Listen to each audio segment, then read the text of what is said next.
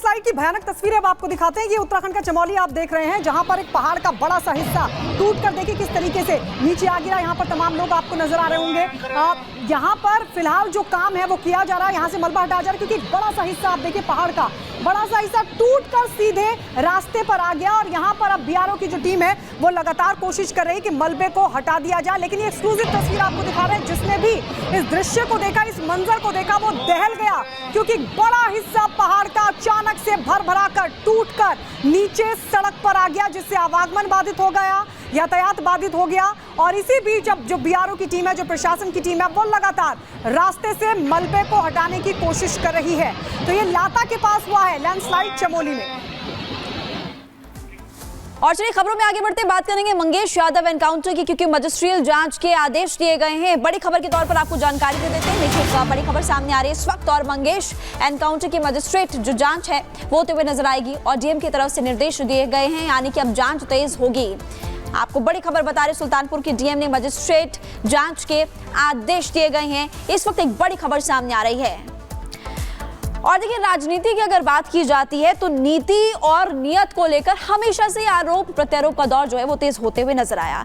लेकिन हम लगातार ये देख रहे हैं इस तरह के मामले सामने आ रहे हैं कि समाजवादी पार्टी अब अपनी सियासी जमीन को मजबूत करने के लिए अपराध और अपराधियों का साथ दे रही है। ये हमारा नहीं बल्कि बीजेपी का कहना है। रिपोर्ट आप देखिए।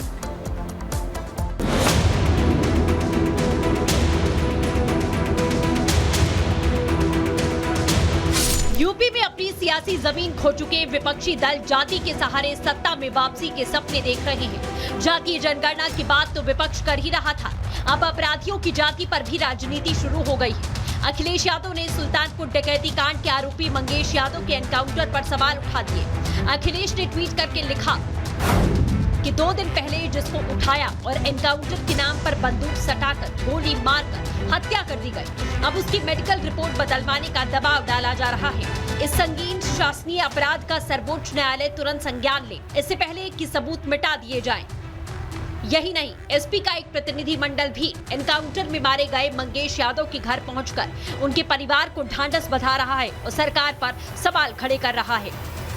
पुलिस यहाँ से ले गई और उसकी माँ और उसकी बहन मंगेश की यह आपत्तियाँ किया कि आप क्यों ले जा रहे हैं, तो उन लोगों ने कहा कि हम पूछताछ के लिए ले जा रहे हैं। फिर 5 तारीख को पुलिस जो है ये सूचना देती है कि तुम्हारा लड़का पोस्टमार्टम हाउस सुल्तानपुर में है, जाकर के ले आओ। पुलिस यहाँ से उठा के ले गई और हत्या करके, पुलिस अभिरक्षा में हत्या करके लाश को यहाँ पर पहुँचा दिया।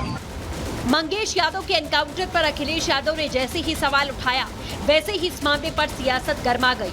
बीजेपी ने अखिलेश यादव पर अपराधियों के समर्थन का आरोप लगा दिया। बीजेपी के नेता एक-एक कर अखिलेश यादव को इस मुद्दे पर घेर रहे हैं।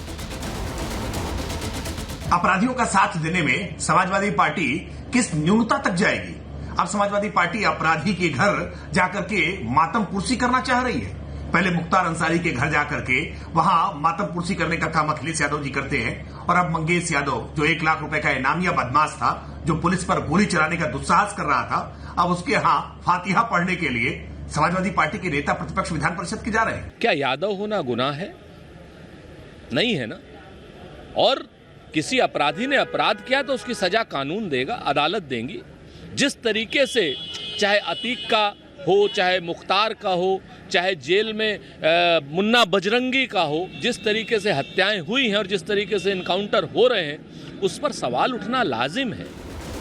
अखिलेश यादव या समाजवादी पार्टी पहली बार अपराधियों के साथ नहीं खड़ी, बल्कि इससे पहले भी अखिलेश यादव माफिया मुख्तार की मौत पर सवाल उठाकर उसकी कब्र पर श्रद्धांजलि देने जा चुके हैं। इसके अलावा समाजवादी पार्टी ने गैंगस्टर विकास दुबे के एनकाउंटर पर सवाल उठाए थे। अब एक बार फिर सपा मंगेश यादव के एनकाउंटर पर सवाल खड़े करके फंस चुकी है।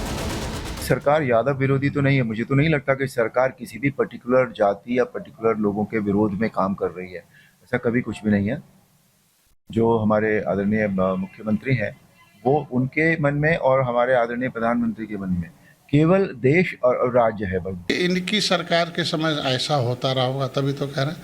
लेकिन आज के हमारे सरकार में कहीं ऐसा कोई कोर्ट की टिप्पणी नहीं आई कि जहां भी इस तरह की घटना हुई हो और उसको गलत कदम उठाए। क्या ऐसी वजह है कि अगर वो किसी खास किस्म की जाति के हों या धर्म के हों तो उनको टारगेट किया जाता है। अखिलेश यादव जिस तरह से अपराधियों का जातिकरण कर रहे हैं, इससे इस बात का अंदाजा लगाया जा सकता है कि जब यूपी में एसपी की सरकार रही होगी तो उस समय जातिवाद किस हद तक हावी रहा होगा। अखिलेश की जाति वाली राजनीति से त्रस्त होकर ही जनता ने उन्हें सत्ता से उखाड़ फेंका था, लेकिन अभी भी अखिलेश यादव ने जाति की राजनीति वाली रणनीति नहीं बदली है। अब देखने वाली बात यह है कि अखिलेश यादव अपराधियों की जाति देखना कब बंद करते हैं। Bureau report, Republic Bharat. प्रधानमंत्री नरेंद्र मोदी ने राष्ट्रीय शिक्षक पुरस्कार से सम्मानित शिक्षकों से मुलाकात की, उनसे बातचीत की, उनके अनुभव जाने और साथ ही कहा कि विकसित भारत के लिए युवाओं को तैयार करें। प्रधानमंत्री नरेंद्र मोदी ने उन शिक्षकों से मुलाकात की है जिनको एक दिन पहले यानी शिक्षक दिवस के मौके पर राष्ट्रपति द्रौपदी मुर्मू ने पुरस्कार से सम्मानित किया था। उन सभी शिक्षकों से प्रधानमंत्री नरेंद्र मोदी मिले, उनसे मुलाकात की, उनसे बातचीत की, उनको अपने को सुझाव भी दिए और उनसे अनुभव साझा किया। ये आपको दिखाते हैं। ॐ विश्वानि देव सवितर् दुरितानि परासुवा यद्भद्रं तन्नयासुवा। माननीय प्रधानमंत्री महोदय, नमो नमः।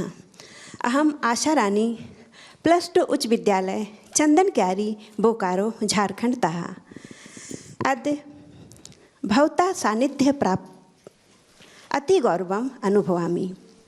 महोदय, एक इनोवेट करता रहूं और कोई एक्स्ट्रा प्रयत्न के बिना जो है उसको +1 करना है, बस ये अगर हम कर सकते हैं तो आप देखिए स्कूल का भी नाम बन जाएगा। जो टीचर इसमें काम करते हैं उनके प्रति भी देखने का एक भाव बदल जाएगा। दूसरा, आप लोग कोई ज़्यादा संख्या है नहीं, लेकिन आप में से सबको पता नहीं होगा कि बाकियों को किस कारण से ये अवार्ड मिला है। पता नहीं होगा। आपको लगता होगा मुझे मिला, उसको भी मिला होगा। मैं ये करता हूँ मुझे मिल गया, वो भी कुछ करता होगा मिल गया। ऐसा नहीं, आपकी कोशिश होनी चाहिए इन सब के अंदर ऐसी कौन सी विशेषता है, इन लोगों में ऐसा कौन सा कर्तव्य है जिसके कारण देश का उन पर ध्यान गया है। मैं उसमें से 2 चीज़ें सीख करके जा सकता हूँ क्या?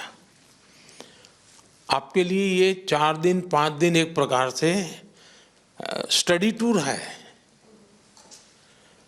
आपका सम्मान गौरव हो रहा है वो तो एक है, लेकिन अपने से, जैसे मैं आप सबसे बात कर रहा हूँ, मैं आप लोगों से सीख रहा था, आप लोग कैसे करते हैं जान रहा था। अब ये मेरे लिए अपने आप को एक बड़ा प्रसन्न करने वाली बात थी और इसलिए मैं कहता हूँ कि आपके जितने साथी हैं, दूसरा किसी ज़माने में जब हम छोटे थे तब पत्र मित्र वैसा एक ज़माना हुआ करता था।